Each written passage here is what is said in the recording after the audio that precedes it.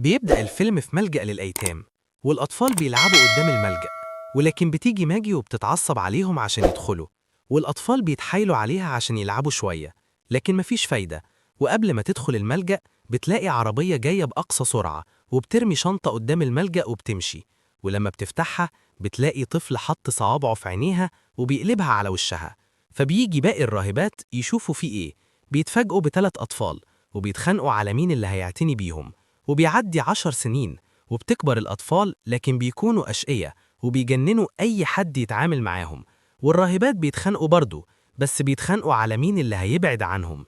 في الوقت ده الأطفال بيعذبوا ماجي لدرجة إنهم قرروا يخلعوا أسنانها، بس كيرلي قال لهم حرام عليكم تخلعوا أسنانها من غير مخدر، وحط لها مخدر موضعي على دماغها.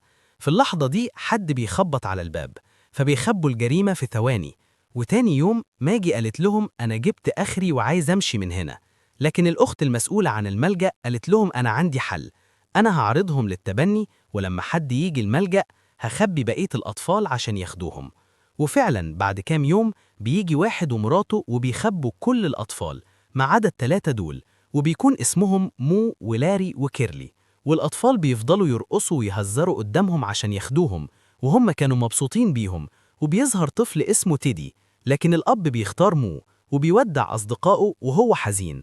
الزوجين قالوا له تتمنى أي حاجة ونحققها لك، قال لهم نفسي تتبنوا أصحابي معايا. فبيحسوا بالذنب لأنهم فرقوا بين التلاتة، وبيرجعوا الملجأ وبياخدوا مكانه تيدي. وبيعدي 25 سنة وبيكون لسه عايشين في الملجأ. وماجي لأنها بتحبهم زيادة عن اللزوم كانت بتصحيهم بكل هدوم، وبيشتغلوا في الملجأ عمال صيانة وبيطلعوا عشان يصلحوا جرز الكنيسة.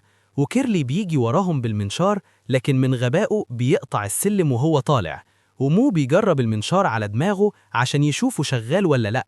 في الناحية التانية بيجي مسؤول للملجأ وبيقول لهم إن الملجأ عليه ديون كتير واحتمال يتقفل. فبتيجي ماجي للتلاتة عشان تبلغهم بالكلام ده، لكن مو بيضرب كيرلي بالشاكوش، فبيعدي من فوق ماري وبينزل في الجردل. وبعد ما صلحوا الجرس فك تاني ونزل على دماغ ماجي، وبينزلوا عشان يطمنوا عليها. اتفاجئوا إن السلم مقسوم وبيقع فوقها، وبيلاقوا كيرلي فوقهم، فشدوها بعيد عشان ما ينزلش عليها، لكن بينزل عليها وبيفعصها.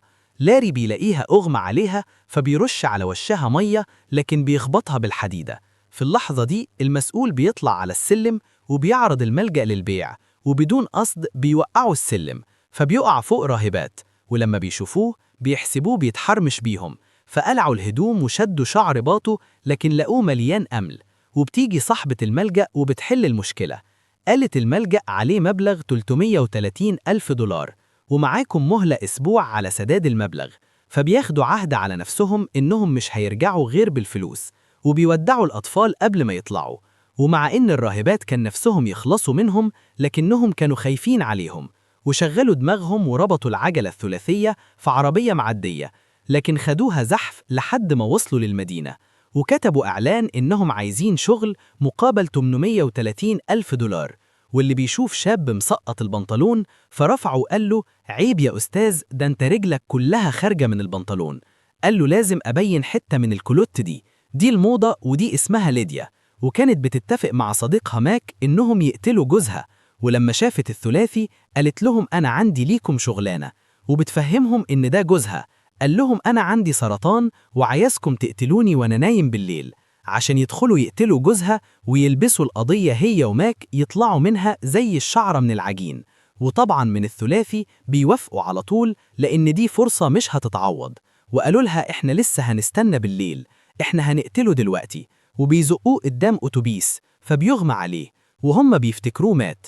لكن ليديا بتاخده للمستشفى، وتاني يوم بيروحوا المستشفى عشان يتأكدوا من خبر وفاته، لكن موظفة الاستقبال بتمنعهم من الدخول. مو قال لهم أنا عندي حل، ولبسوا ملابس الدكاترة عشان يدخلوا له، لكن الموظفة بتشوفهم فبيهربوا منها، وبيدخلوا الحضانة وبيلاقوها مليانة أطفال. الممرضة قالت لهم أهلا جيتوا في وقتكم، عايزين نغير البامبرز للأطفال. كيرلي قال لهم ما تقلقوش، الأطفال أحباب الله. ولما خلع البامبرز لقى مدافع المية اتفتحت في وشه، فمسك صينية عشان يحمي وشه، لكن بتتعكس في وش مو، وكل واحد فيهم بيشيل طفل وبيحاربوه بيهم. مو قال له نزل سلاحك وسلم نفسك، ورفع عليه سلاحين. وأول ما الممرضة دخلت هربوا من الحضانة ودخلوا أوضة ماك، وأول ما شافوه مو قال لهم حد يخنقه بسرعة. كيرلي قطع على وشه بصل عشان يخنقه. مو قال له أنت بتعمل إيه يا ابن المجنونة؟ ده أنا هقطع دماغك اللي عاملة زي القلقاسة دي.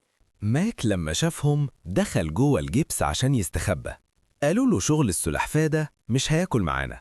المشكلة إن الأمن بيجي وبيهربوا من المستشفى، وأثناء ما بيتمشوا في الشارع بيتفاجئوا بصديقهم تيدي اللي تبنوه بدل ماو وبيكون شغال محامي.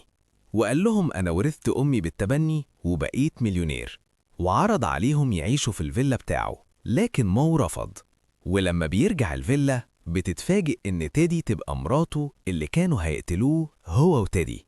فقال لها أنا قابلت أصحابي اللي كانوا معايا في الملجأ النهاردة، ولما شافت صورتهم اتفاجئت إنهم الثلاثي، وخافت لا يفضحوها ويحكوا على الجريمة اللي كانت هتعملها.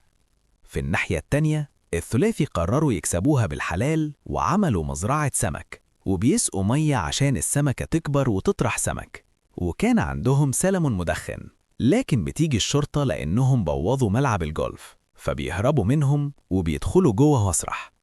وقالوا لمو انت السبب، كان المفروض نقعد عند تيدي في الفيلا عشان يساعدنا. لكن مو تخانق معاهم وقال لهم انا ما منعتش حد، اللي عايزه يروح يروح. فبيتخانقوا مع بعض وبيفضلوا يضربوا بعض بطريقة كوميدية، وكيرلي ولاري بيزعلوا منه وبيمشوا.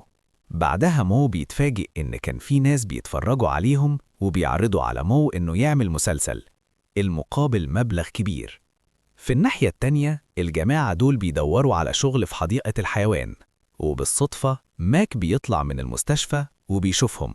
ليديا قالت له مستني إيه؟ قوم اقتلهم قبل ما يفضحونا.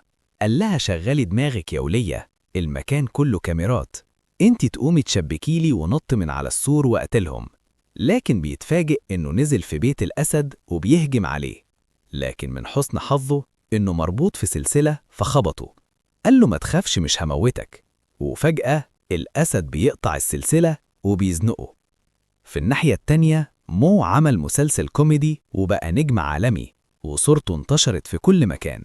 في الوقت ده بيروحوا لاري وكيرلي وماك لوالد تيدي اللي تبناه اللي اسمه هاردنند، وبيطلبوا منه فلوس، لكن بيرفض يساعدهم.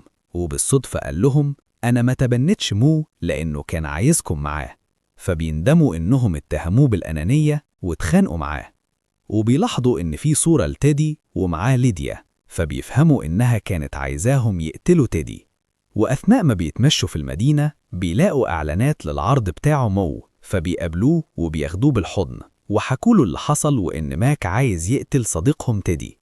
فبيتفقوا إنهم ينقذوه. ولما بيوصلوا الفيلا بيلاقوا حفلة وماك. الأسد ضربه قلم غشيم صوابعه علمت على وشه، وبيكون متفق مع ليديا إنهم يقتلوا تيدي بعد الحفلة. والثلاثي بيدوروا على تيدي لحد ما بيلاقوه، بس بيكتشفوا إنه دايخ ومش في وعيه. ولما ماك وليديا وصلوا قالوا امرتك كانت عايزة تقتلك عشان تاخد الورث. في اللحظة دي بيدخل والده بالتبني اللي اسمه هاردنند وبيهددهم بالسلاح. والمفاجأة إنه بيكون العقل المدبر لقتل تيدي، لأن مراته قبل ما تموت كتبت كل ثروتها لابنها تيدي، وبالتالي اتفق مع ليديا إنهم يقتلوا تيدي وياخدوا الفلوس. وبياخدهم في العربية تحت تهديد السلاح، وبيتجهوا المكان مهجور عشان يتخلصوا منهم. لكن كيرلي بيطلع فار وبيرميه عليهم، فبينزلوا بالعربية في البحر، وبيكون في جزء بسيط فيه أكسجين فبيتنفسوا منه. لكن واحد فيهم عمل ريح وبيخلص على الأكسجين اللي باقي، فبيطلعوا من العربية قبل ما يتخنموا. والشرطة بتوصل وبتقبض على المجرمين، وتيدي بيشكرهم لأنهم أنقذوا حياته. المشكلة لما طلبوا منه الفلوس سابهم ومشي، فبيزعلوا لأنه كان آخر فرصة قدامهم. وبيرجعوا الملجأ بيتفاجئوا إنه اتقفل، وبيسمعوا صوت عالي، فبيشوفوا جاي منين. بيتفاجئوا إنهم اشتروا الفيلا بدل الملجأ، وده بسبب الفلوس كانت مو من المسلسل بتاعه. والمنتج بيعرض على الثلاثي مسلسل جديد، وبالصدفة كيرلي بيخبط ماجي وبيقلبها في حمام البسين.